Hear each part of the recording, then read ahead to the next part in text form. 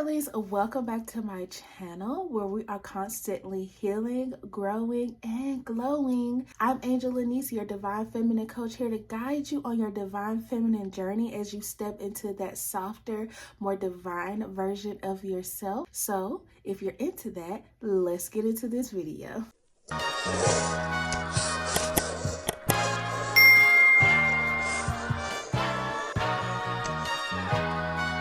Hi lovelies, welcome back. I'm so glad you are tuning into this video this evening for me because it is 6:16 p.m.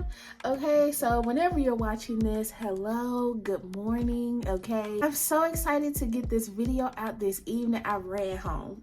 I ran home to get this recorded because today or this evening, okay, we're talking about dating as a divine feminine and how to manifest true love. Get your wine, get your popcorn, get your notebooks, and let's get into this. I've been watching Love is Blind on Netflix and The Ultimatum. And if you don't know about those shows, please watch them. If you like all the romance, crazy love shows, if you watched Flavor of Love and all those shows back in the day, you would probably enjoy Love is Blind or The Ultimatum. Just watching these shows, it's so crazy to me how a lot of times we are in connections or relationships that are doing us no good. A lot of times we notice red flags from the beginning of these connections and we still choose to stay in them. And while you're on your divine feminine journey, we have no time to be wasting time on bums, people that we know we ain't supposed to be with. The first thing I have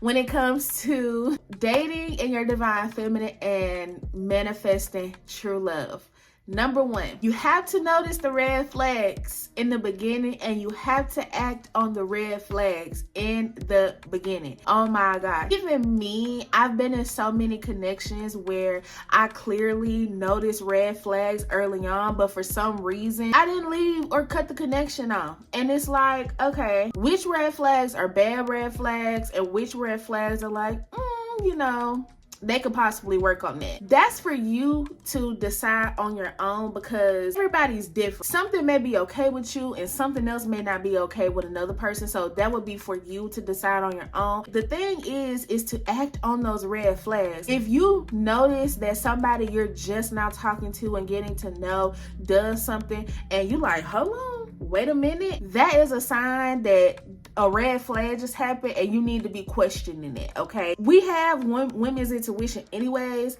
but if you notice something is wrong right from the get-go, don't sit up here and be like, you know, say something about it, okay? Have that conversation because this is you dating somebody, hopefully to have a commitment and get serious and talk about marriage and all of those things. So red flags, notice them in the beginning, act on them. Don't wait until the person cussing you out every single time you bring up an issue or ready to leave the connection or the relationship every single time y'all get into a disagreement or, you know what I'm saying, smacking you around and beating your ass. Don't wait until it gets that bad to want to be like, oh my gosh, what am I doing? You need to be noticing that from the beginning. It'll save you a lot of time.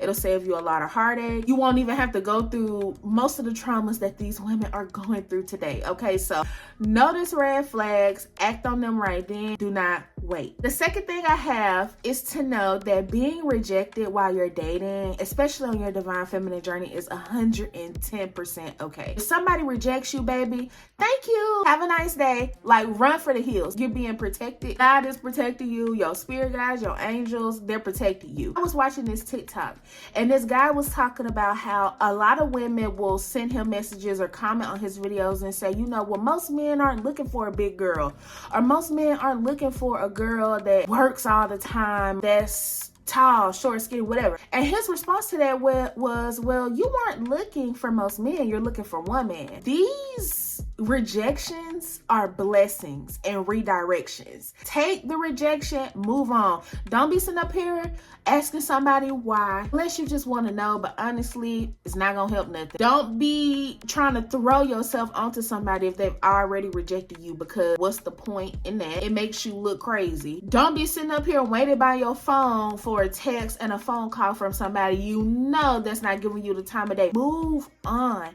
Just because you were rejected does not mean that you'll never find love. It means that that person was not the person. If you are actively trying to find a partner, you are gonna have to sometimes ask somebody for their number. You're gonna have to hop down sometimes. You're gonna have to apply pressure sometimes. And sometimes you're gonna get rejected. Sometimes, you know, it ain't gonna be, well, yeah, you know, what's up? It's gonna be rejection, and that is absolutely okay. Thank you for your time, and move on to the next. It makes you stronger in who you are as well, because I feel like people try to avoid rejection because of ego. You accepting that rejection and moving on to the next person shows that you're confident in who you are. You don't need validation from no man, from no woman, from nobody. Rejection is okay. It's a part of learning. It's a part of you being protected. There's nothing wrong with it, okay? The third thing I have is to keep your options open until healthy pressure is being applied. What I mean by that is, don't be putting all your eggs into one basket. And I know there are women out here, feminine energies out here that are like, I don't like talking to multiple people. If that's what you like to do, that's fine.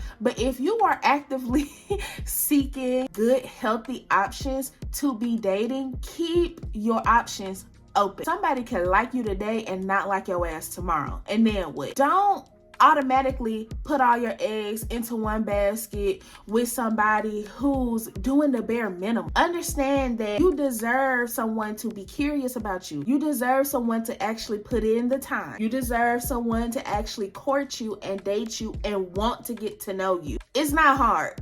It's what you're allowing. Putting your eggs all in one basket, especially when you have this mindset of, oh, I'm tired of the same old thing, because most of the time we're going for what we're used to. We're not even being open-minded to people that aren't our type or that may be different from us. You put all your eggs into that one basket with somebody you've already dealt with before, or somebody that's the same as somebody you've already dealt with, isn't going to end well for you or them or the situation as a whole. So keep your options open. Date multiple people, especially in the Black community. In the Black community, I feel like dating is just not a thing. It's like, okay, if we talking, then you're expected to only talk to me. There's an issue with actually dating multiple people. And I honestly feel like that's crazy, because you should be able to go on dates with multiple people, especially if you're single. You can't have somebody just popping up in your life being like, oh yeah, you can't date nobody else and you just met this person. That's insane.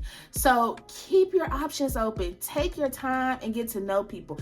Don't just be jumping into connections because they say the right thing for one day and then next week they doing something completely different. When you're on your divine feminine journey, you have to be patient with love, because love is patient, love is kind, love is soft. And you deserve soft love. You deserve romance. You deserve dates. You deserve quality time. You deserve someone that's actually trying to pursue you. Have standards as well. I didn't put this in the notes, but have standards and have boundaries, please, when dating. Don't just be accepting something because you're lonely. That will just lead you to hell.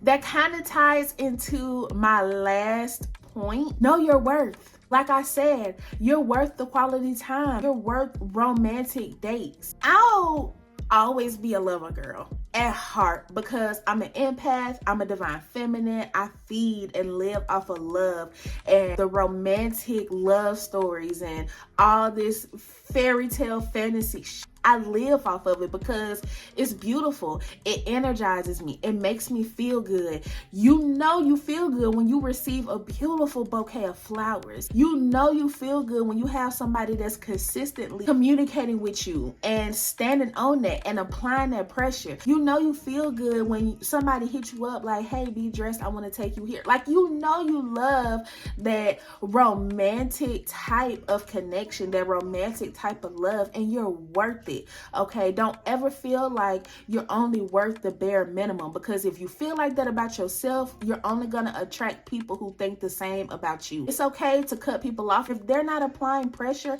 Bye. If they're not actually putting forth the effort to court you and date you and have experiences with you, bye. If you're bored, bye. It's okay to cut people off. If you're not happy, you're not supposed to be in it. You shouldn't be settling. And I don't care how lonely you are, you better get to know God. Get to know yourself. Know what you're worth. You don't have to be in a relationship or a connection where it's tough, troublesome, tiring, it's a battle, or you just accepting the bare minimum. Know your worth and stand on that, because God is gonna send you somebody that is gonna be what you're wanting plus more. And if you're doing that while you only dating, of course your true love is gonna come in faster, because you're standing on business. God like, oh snap, she know what she worth. Okay, let's go ahead and boom. And you may even get healthy options to date before you find your one, but at least you're dating more valuable people, more valuable men,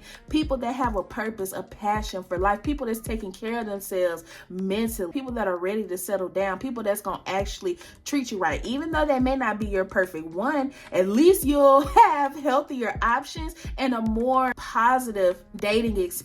And I feel like as a divine feminine, having positive dating experiences is gonna put you more into that softer, more feminine energy, which I'm making a video on how to be soft and why you should be soft and why it's okay to be soft as a divine feminine. So stay tuned for that in this series. But yes, girl, lovelies, my beautiful divine femmes, know your worth.